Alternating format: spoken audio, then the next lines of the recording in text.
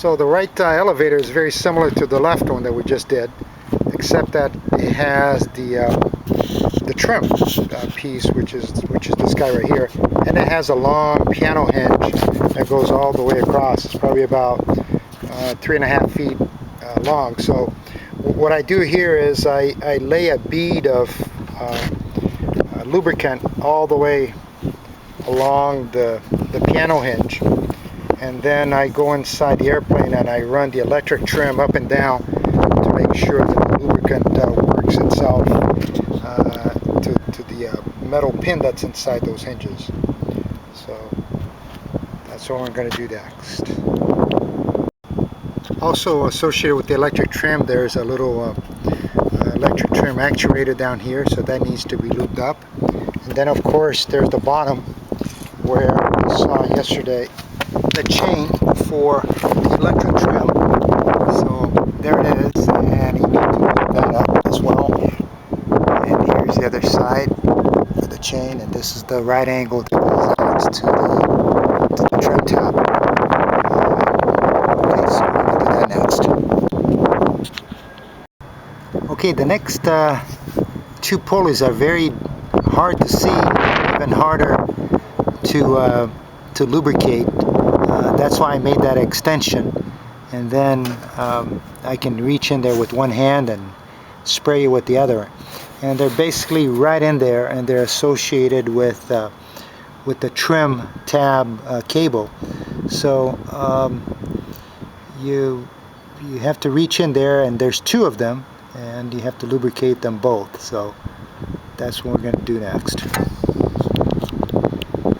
Okay, we've gotten the trim tab pulleys, the ones that are hard to get down here. Now there are two visible ones. This is for the rudder. There's one right over there, and there's another one on the other side. So those are pretty easy to get to, and we can get them from the top here. And just like any other pulley, after you sprayed it in there, you want to work, whatever control surface is associated with that pulley to make sure that the pulley is rotating and getting the lubricant where it's supposed to go. Okay, so these guys are done. So again, to recap, what you do see are two big pulleys up there, and those we already got from the top, and they're associated with the rudder cables. What you don't see, and it's hard to get to, but with that little extender that I made for the spray, and by feel you can get to those two small pulleys. They're basically on top of this pivot assembly here for the elevators. And that's about it. So we're done with the empennage, and now we're going to go and lubricate all the hinges and pulleys on the wings. Okay, so in order to lubricate the stuff on the wings, we're going to have to lower the flaps. So let me do that now.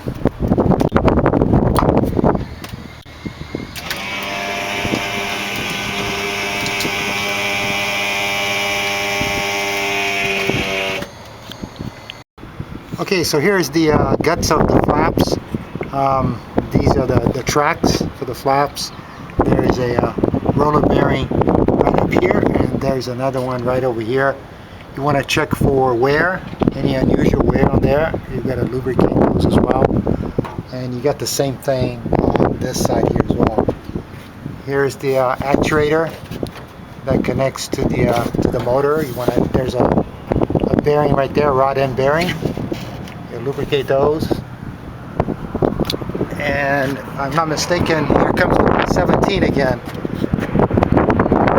There it is.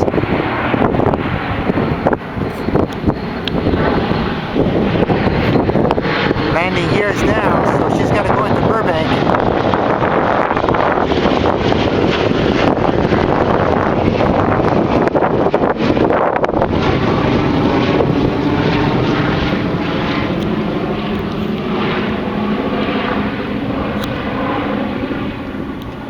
Nice. Okay, another inspection tip. The flap over here attaches to this bracket over here via 4 bolts, 2 here and 2 here. And when you move the flap up and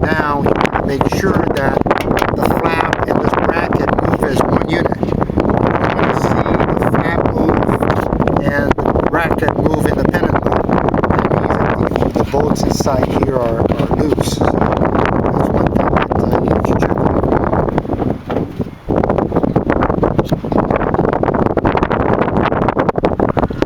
Same thing for that side. Okay, just a correction here. Yesterday I called this little access panel the flap motor cover. In fact, this is not the flap motor. This is the motor for the autopilot that controls the ailerons. The flap motor, you can actually see it, is actually right in here. Okay, so that's the flap motor. Regarding the flaps over here themselves, as you lubricate this, you should be able to put your pinky finger in there on the bottom roller as well as the top roller, and actually if you move the flap a little bit, you should be able with your finger to turn that roller. That will tell you if the rotors are seized in there or not. So that's a nice easy check. The right aileron is similar to the back elevator. It has hinges. This one has three smaller ones. This is about, I don't know, 10 inches or so wide. Another one there. Same deal. I lay a bead of lubricant over here, and then I move the aileron back and forth to work itself in. Just be careful on a day like today where it's kind of windy and blustery, especially if you're working from underneath. You want to be careful to make sure you put your finger in that little gap there. Otherwise, if the wind catches the aileron, it's going to cut your finger right off. So just be careful. Okay, so we're going to loop the pulleys inside the wing now. Some of them are pretty easy to spot. There's one right there.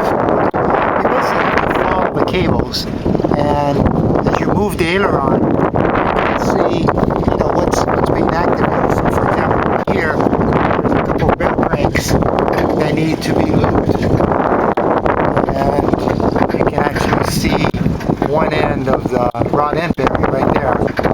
So basically, the moral of the story is you just follow the cables, and eventually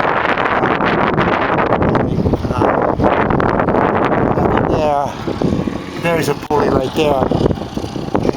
So as I said, follow the cable and it will lead you to a pulley. Alright, so the right wing is done as far as looping all the pulleys and bell cranks and hinges. So now that we're still on the right side, what I like to do is also hit up some of the movable parts, such as the door lock, the window lock mechanism, and there's the spring right here for the hinged window. Also the door handle there, the strike plate in there. Also the door stop. Shoot some lube in there, and of course you want to get the door hinges themselves as well. So, and then the right side will be pretty much done. Alright, so we've done the outside of the airplane with the exception of the cowl flaps, but we're going to do that when we work on the engine. But so now we're ready to start lubing all the pulleys inside the airplane, and we're going to start way back here. And there are some pulleys right there. As you can see, there's two of them. And then there's some right over here. There's four of them. Then there's three other ones right over here. And then there's three more way down there. Or actually, yeah, way down there. So there's a bunch of pulleys in here. So let me lube these guys up. Alright, so I lubed the pulleys over here, and there are a total of 11 in this near vicinity right here. I'm not counting the ones way back there because we did those earlier during the day. So a total of 11 right around this area here by the ELT. Okay, so now we're going to move on to this the passenger area and the rear luggage area. There's nothing on the rear luggage area, and as I showed you yesterday, there are two pulleys right here by the landing gear actuators, so I'm going to do those. Okay, so the pulleys inside the rear of the airplane are done. Now we're going to concentrate on the pilot and co-pilot side here. Some of them are pretty straightforward. You can see, for example, these 4 right here, and there's another 2 right over there. But most of them, and I believe there's a total of 8, are not visible and barely accessible. That's where this little extension for the Corrosion X spray can comes in handy. You're gonna have to do it by feel, and it's kind of tough, but it's certainly doable. So let me do those guys, and then we're gonna attack the underneath the instrument panel. Okay, so as I said earlier, as we're lubing, we're also inspecting for any discrepancies and anomalies. And here's something that's disturbing to see. There's some orange or pinkish, it's actually pink. That is some streaks there. That is actually hydraulic oil, and it looks like it's leaking from this assembly right here. This is the down lock actuator, and I mean, it's not surprising. The airplane is 35 years old, so I guess it's lasted this long. It's time to rebuild it. We're gonna do that when we do the gear swing, and I might as well do the other side, because I also noticed that the other side is also leaking a little bit. Okay, so this area here is done, and there are a total of 12 pulleys. There are 4 right here that you can see. There are 2 right here that you can see. Then there's an additional 2 big ones, one here and another one here. Then there's 2 other big ones here, and then there are 2 right over here that you can't see. So that makes 1, 2, 3, 4, 5, 6, 7, 8, and 4 is 12. Okay, now we're going to go towards the front of the aircraft, and there's one pulley right down there that's associated with the elevator. There's another one there, and there's one way up there that you can't really hardly see.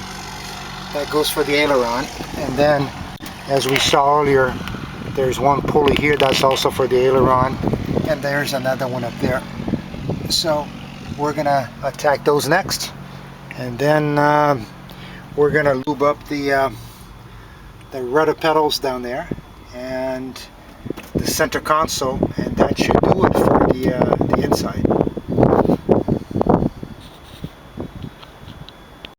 Alright, so we're finished with lubing up all the pulleys and the center console here. There's some chains and some pulleys, as well as some hinges, so all that's lubed up, and so the inside is done.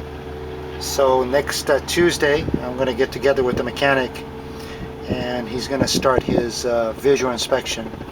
We're also going to work on the engine. We're going to check and gap the spark plugs and clean them. We're going to check the timing. He's going to give a visual on the engine, make sure everything is normal.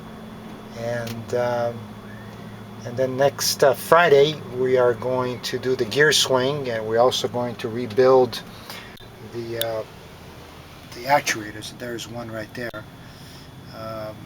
So it should take pretty much all day on Friday to do the gear swing and rebuild the actuators. Alright, so that's about it. I'll see you Tuesday evening.